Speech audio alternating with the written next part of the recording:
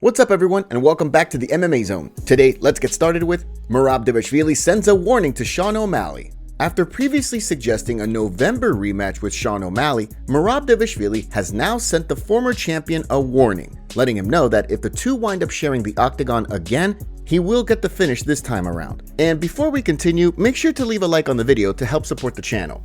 During an appearance on the Ariel Helwani show this week, Dvalishvili was asked if he was interested in running things back with O'Malley. I'm in 100%. When I saw first time he wants to do rematch, I said let's fight November. I'm here and I'm working with UFC. I can fight him like next week. I know he's not ready now, but that's why I tell him to let's fight in November.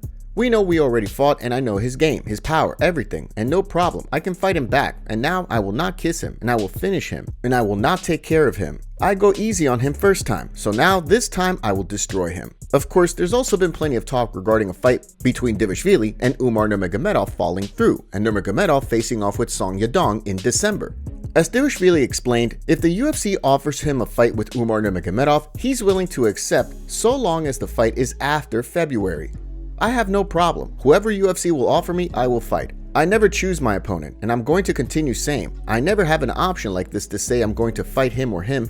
I never was like this situation before, and I don't think any different now. If Dvalishvili isn't ready to fight until February, it sounds as though a fight between Umar Nurmagomedov and Song Yadong may be the fight to make for December. Up next, Dana White confident Conor McGregor will fight in 2025. At the BKFC card in Spain earlier this month, Conor McGregor and Dan Hooker teased a potential fight, with McGregor targeting February and Hooker targeting January or March, given that he and his wife are expecting a child. Several days later, Dana White told media members that he was interested in the potential fight. However, so far, he hasn't met with McGregor to discuss the Hooker fight or any other potential fights. Despite that, during an appearance on the Out of Pocket with RG3 podcast, White said that he's confident McGregor returns to action in 2025. He's fighting with everybody right now, but he's not fighting anybody right now. I've said this a lot, and Conor has gotten into a position where he's made so much money. He has all these businesses that continue to make him a lot of money. It's tough to get up and fight when you're in the position that he's in, but I do believe that Conor McGregor will fight in 25.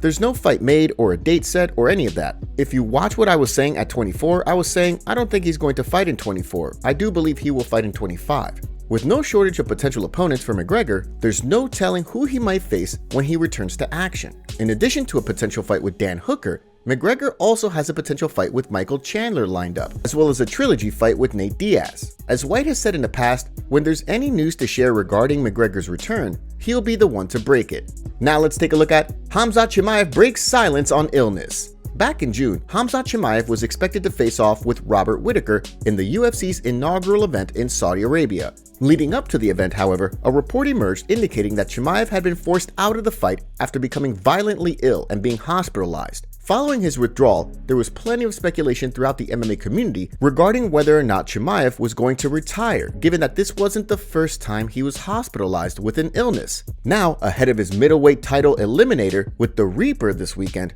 Chimaev opened up on the illness that forced him out of the UFC Fight Night Saudi Arabia headliner this summer, explaining that he was hospitalized not once but twice leading up to the scheduled fight. We were in training camp. The first month was very good. I was in the hospital for a couple of days. I came out and started to train again, and the same ish happened again. The doctor said to me, "You need to just be off from the gym and not just training, not doing nothing." I went home to the mountains.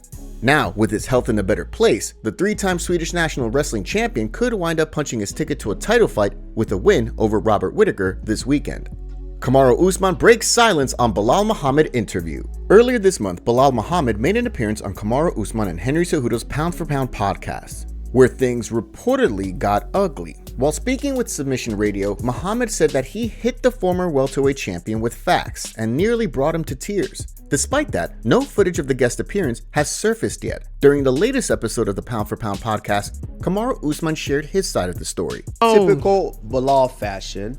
Of course, Belal did Belal, so the interview didn't go as planned. That was the biggest moment of his life because that's all that he seems to want to talk about. Here, you fans, we will definitely drop the interview. We get really, really low on content. To be honest, I mean, it's the biggest moment of his life. That's why he talks about it every second. But and if we do drop the interview, it'll be the second biggest moment of his life because it gives him relevance.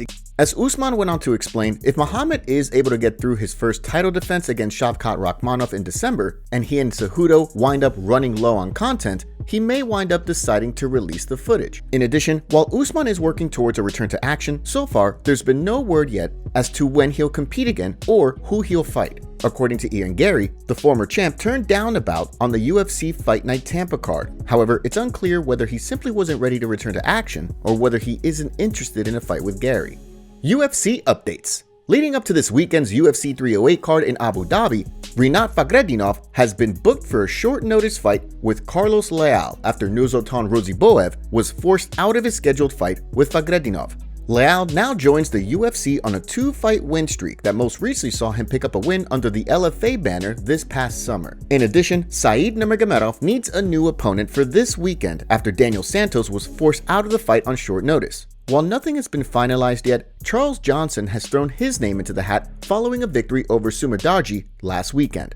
Given that the card takes place in Abu Dhabi, Joe Rogan won't be a part of the commentary team. In his place, the UFC has tapped Paul Felder to fill in alongside John Anik and Daniel Cormier. Shifting gears and looking ahead at the UFC 310 card in December, a report on Monday indicated that number 10 ranked Tatiana Suarez has been forced out of her scheduled fight with number 12 ranked Virna Jandiroba. However, Suarez then fired back on social media, refuting the report. "I did not get injured. I'm curious where you heard this. Why would you put this out there?" So far, no word yet from the UFC. However, from the sounds of things, all systems are a go despite the report that Suarez was injured. Brendan Schaub reacts to Nate Diaz situation. Recently, Nate Diaz took an unprovoked shot at Brendan Schaub on social media. While it's unclear what Diaz was taking aim at Schaub for, the consensus seems to be that Diaz was making fun of Schaub for getting emotional while talking about the brain damage that his longtime friend Shane Carwin has been dealing with. In response, Schaub fired back on social media, suggesting a grappling match between the two while pouring fuel on the metaphorical fire. On Monday, Schaub then fired back on an episode of The Schaub Show during a 15-minute segment. "I guess he needs to do this to stay current. I retired 15 years ago, man. That being said, that's social media. This isn't real because here's what's real. I will F you up. That's what's real. I'm not asking for this. I don't want to F him up. I'm not trying to F. The difference between you and I is if your actual brother came out and started getting emotional, or if you started coming out and getting emotional about your brother's issues with CTE and fighting and all this ish, because we know he has his issues, I would support you, even though you've been a D to me the entire time. That's what I do. That's what men do, bud." So far, no response yet from Nate Diaz. However, given that the Stockton superstar does not have a fight booked, it'll be interesting to see if a grappling match between the two materializes.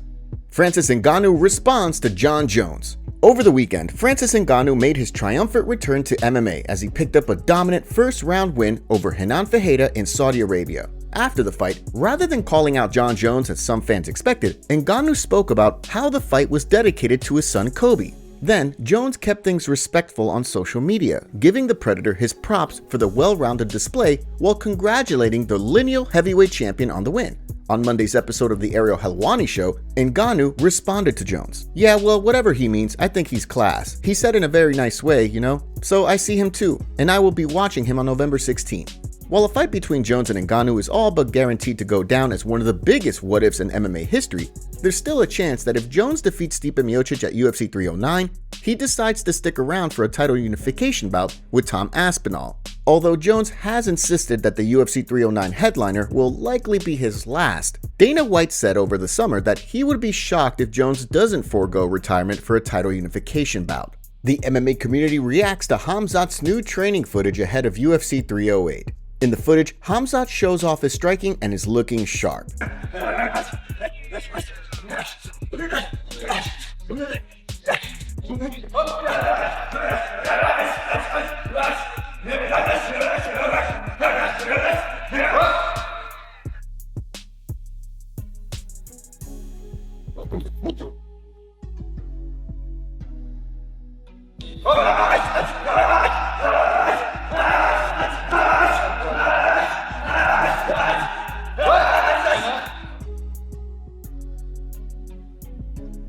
Here's what the MMA community had to say. "I'm not a Chimaev fan, but the guy is very skilled all around. Khamzat looking healthy. Will be interesting if Khamzat's gonna be Arman's training partner against Islam.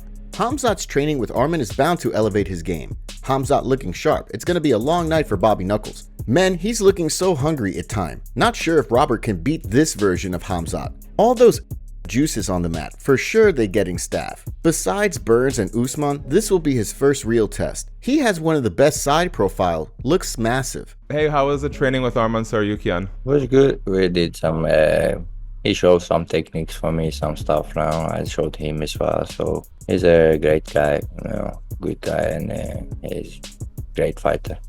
It's nice to give some stuff I know to him, and he some stuff he knows show for me as well. Top comments. Conor in a now deleted tweet, McGregor. I hope Bobby Knuckles puts the beats on Khamzat. Do you guys run this on X? The reason I'm asking is I'm almost done with all the censorship with YouTube. Would you guys like us to post our videos uncensored on X? Let us know down in the comments below.